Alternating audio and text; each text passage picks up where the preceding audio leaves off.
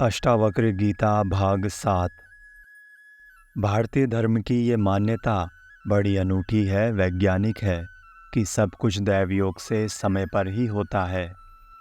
समय से पहले कुछ नहीं होता। भाग्य में जैसा लिखा है वैसा ही होगा आदि धारणाएं भारतीय धर्म का अंग हैं। इससे जीवन में कोई तनाव, अशांति नहीं होती। भौतिक सुख समृद्धि के अभाव में भी वो प्रसन्नचित्त रहता है। पश्चिमी देश समय से पूर्व ही प्राप्त करना चाहता है, सब कुछ अपनी इच्छा अनुसार ही प्राप्त करना चाहता है, पर ऐसा होता नहीं। इसलिए भौतिक सुख सुविधाओं से संपन्न होते हुए भी पश्चिम बेचैन है, तनावग्रस्त है, आत्मिक शांति नष्ट हो रही है। इसका कारण केवल इतना है कि वो सृष्टि के चैतन्य नियमों से अपरिचित है। अष्टावक्र जी कहते हैं कि विपत्ति और संपत्ति दैवयोग से ही समय पर आती है। जिस ज्ञानी को ऐसा निश्चय हो जाता है वो सदा संतुष्ट एवं स्वस्थ इंद्रिया रहता है। वो न किसी की कामना करता है, न अप्राप्त वस्तु के नष्ट हो जाने पर शोक ही करता है। वो हमेशा मानसिक तनावों से बचा रहता है।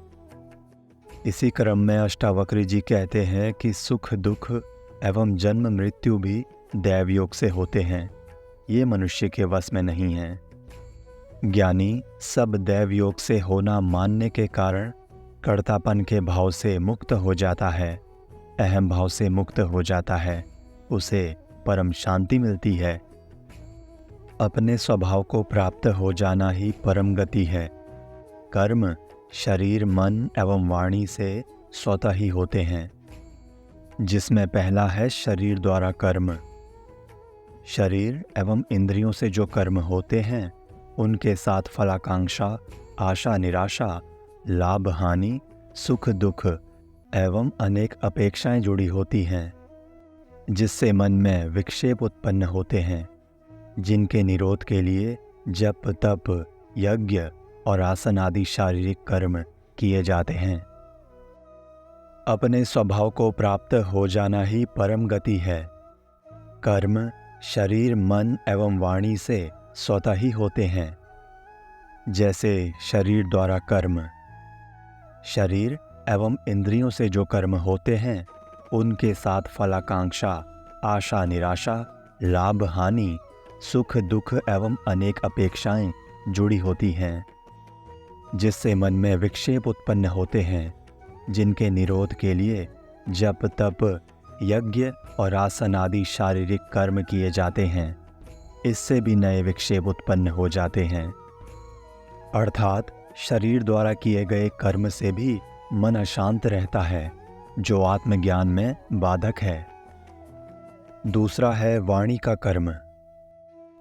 शारीरिक कर्मों को रोकने पर वाणी द्वारा भजन कीर्तन, मंत्रोच्चारण, प्रवचन, उपदेश, अखंड पाठ आदि कर्म होने लगते हैं। तीसरा है मानसिक कर्म। वाणी के कर्मों को रोकने से मन में अनेक संकल्प विकल्प विचार आदि चलने लगते हैं। उपर्युक्त तीनों प्रकार के कर्म जब तक शांत नहीं होते तब तक चित्त शांत नहीं होता, और जब तक चित्त शांत नहीं होगा तब तक आत्मज्ञान होना संभव नहीं है। तीनों कर्मों के निरोध के उपाय।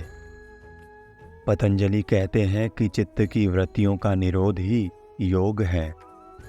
अर्थात चित्त की वृत्तियां जैसे शरीर द्वारा, वाणी द्वारा और मानसिक कर्म को रोकना ही योग है, जो अभ्यास एवं वैराग्य से होता है।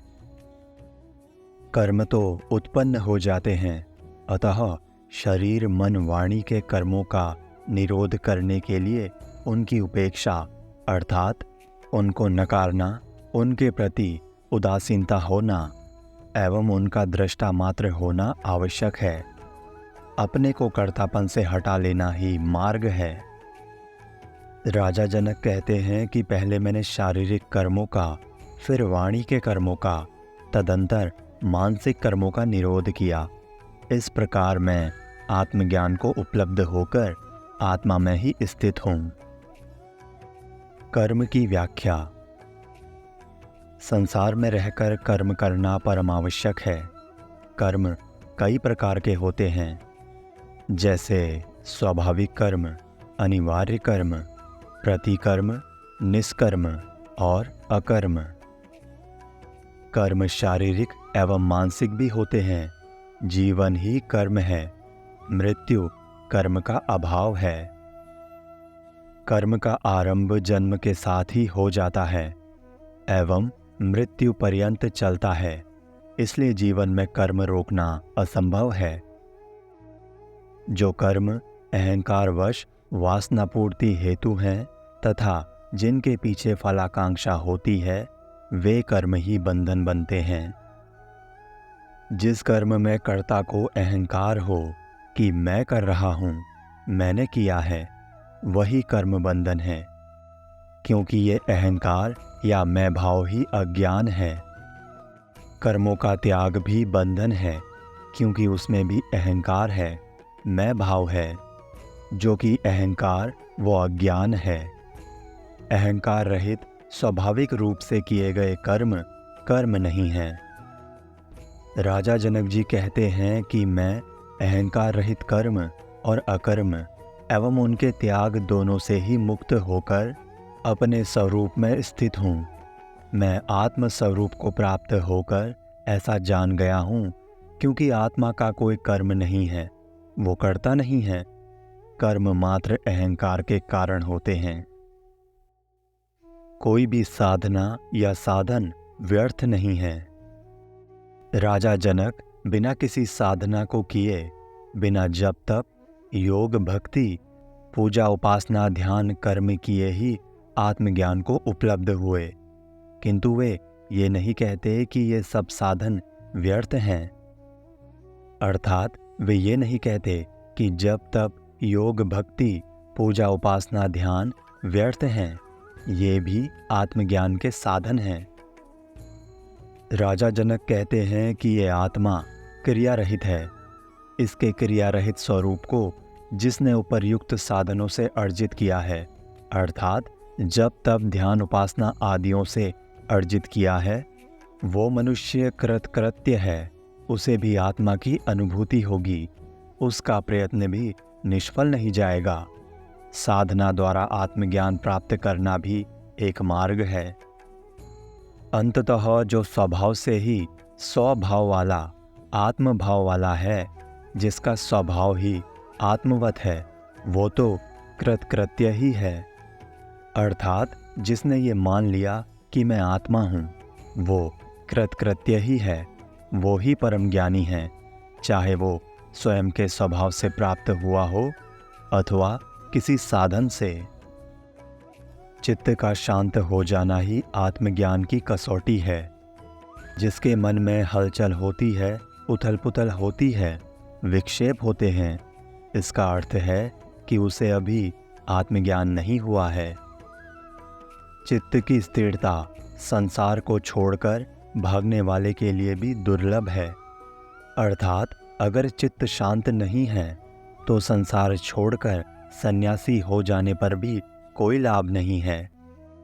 बाहरी आडंबरों से आत्मज्ञान नहीं होता। आत्मज्ञान राजा जनक की सी स्थिति प्राप्त करने से होता है। वे शरीर मन अहंकार आदि से अपने को भिन्न आत्मवत अनुभव करने लगे थे। संसार के जो भी कर्म भावना विचार त्याग ग्रहण अच्छा बुरा आदि जो मन अहंकार और शरीर से है, इन सब से पार अपने को आत्म स्वरूप केवल चैतन्य अनुभव करने लगे थे। ऐसे भाव से वे चित्त की स्थिरता जो चित्त का स्वास्थ्य है को उपलब्ध हो गए थे। मनुष्य शारीरिक मानसिक एवं वाणी के दुखों से दुखी होता है। ये क्या है, इसे समझना जरूरी है। पहला है शारीरिक दुख। वास्तव में शरीर ही सबसे बड़ी व्याधि है। इसके रहते सुख संभव नहीं है। शारीरिक कष्ट रोग थकान अपाहिज हो जाना भरण पोषण के लिए शारीरिक श्रम करना आदि शारीरिक दुख हैं। दूसरा है मानसिक दुख। मन के तो अनेक दुख हैं, जैसे अभाव, अपमान, चिंता, महत्वाकांक्षा, हीन भावना, प्राप्त करने की चिंता, खोजने की चिंता, रख रखाव की चिंता, रक्षा की चिंता, संकल्प विकल्प आदि। और तीसरा है वाणी के दुख। गूंगा हो जाना, मन के भावों को बिना सोचे समझे व्यक्त करना, अपशब्द, कटु भाषण, मिथ्या भाषण, व्यर्थ प्रलाप, अधिक बोलना या आवश्यकता होने पर भी नहीं बोलना आदि वाणी के दुख हैं। राजा जनक कहते हैं कि मैं उपर्युक्त तीनों प्रकार के दुखों का त्याग कर आत्मानंद में सुखपूर्वक स्थित हूँ। जो शरीर, मन एवं वाणी के दुखों से प्रभावित नहीं होता, वही आत्मा के आनंद की अनुभूति करता है। आत्मज्ञान प्राप्त करना ही सबसे बड़ा पुरुषार्थ है। इसी से उस पुरुष तत्व अर्थात आत्मा की उपलब्धि होती है। मनुष्य के कर्म दो प्रकार के होते हैं, पहला स्वाभाविक, दूसरा कर्तव्य कर्म। पहला है स्वाभाविक कर्म। स्वाभाविक कर्म प्रकृति अपने आप करती है, इन्हें करना नहीं पड़ता। जैसे सांस लेना, भोजन पचाना, हृदय का धड़कना, रक्त प्रवाह आदि समस्त कार्य अपने आप होते रहते हैं, नींद में भी होते हैं, अतः ये कर्म नहीं है। दूसरा है कर्तव्य कर्म। मनुष्य ये सब कर्म कर्तव्य समझकर कुछ पाने की इच्छा से मान सम्मान, पद प्रतिष्ठा के लिए करता है। भोग की वासना से सुख शांति आनंद के लिए करता है। शरीर के पोषण के लिए, अपने विकास एवं उन्नति के लिए करता है, दूसरे की भलाई के लिए करता है। ये सब कर्म आत्मा द्वारा नहीं किए जाते, क्योंकि आत्मा अकर्ता है। कर्तापन, सौदेश्य एवं फलाकांक्षा से किया गया हर कार्य कर्म ही है। यहाँ तक कि मोक्ष, मुक्ति, स्वर्ग प्राप्ति एवं शक्ति लाभ के लिए जो भी कुछ किया जाता है वो भी कर्म है। आत्मज्ञानी भी कर्म करते ही हैं, उन्हें भी खाने पीने और रक्षण संबंधी कर्म करने पड़ते हैं, पर वे अहंकार रहित होकर स्वाभाविक रूप से करते हैं। उन्हें न कर्मों के करने का आग्रह होता है न त्यागने का, क्योंकि आत्मा में स्थित हो जाने पर उन्हें ये बोध हो जाता है कि कोई भी कर्म आत्मकृत नहीं, प्रत्युत प्रकृतिजन्य है। राजा जनक जी कहते हैं कि मुझे ऐसा बोध हो जाने से अब अनाग्रह जो कर्म करना आ पड़ता है उसे कर लेता हूँ, इसलिए मैं सुखपूर्वक स्थित हूँ। जहाँ शरीर में आसक्ति है वहाँ अहंकार भी मौजूद है। कर्ता के रहते जो भी किया जाएगा वो कर्म ही है। निष्कर्म या निष्काम का अर्थ। निष्कर्म का अर्थ है कर्ता का अभाव। कर्म को छोड़ना कर्म का अभाव या निष्क्रियता निष्कर्म नहीं है। जहाँ कर्म के पीछे उद्देश्य फलाकांक्षा नहीं है वो ही निष्काम या निष्कर्म है। निष्कर्म अपेक्षा रहित होता है।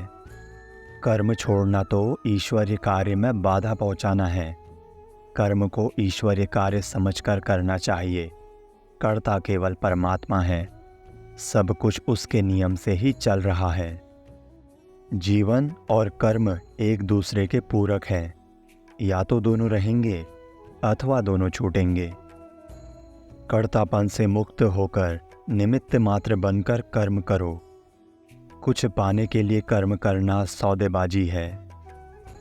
एक बार हनुमान चालीसा पढ़कर फिर हनुमान जी के सामने लंबा चौड़ा मांग पत्र रख देना कोई साधना नहीं है। मांगना संसार है, नहीं मांगना साधना है। अहंकार मनुष्य को जन्म से ही मिलता है। संसारी यदि अहंकारी है तो आश्चर्य नहीं, क्योंकि संसार का सारा खेल अहंकार का है।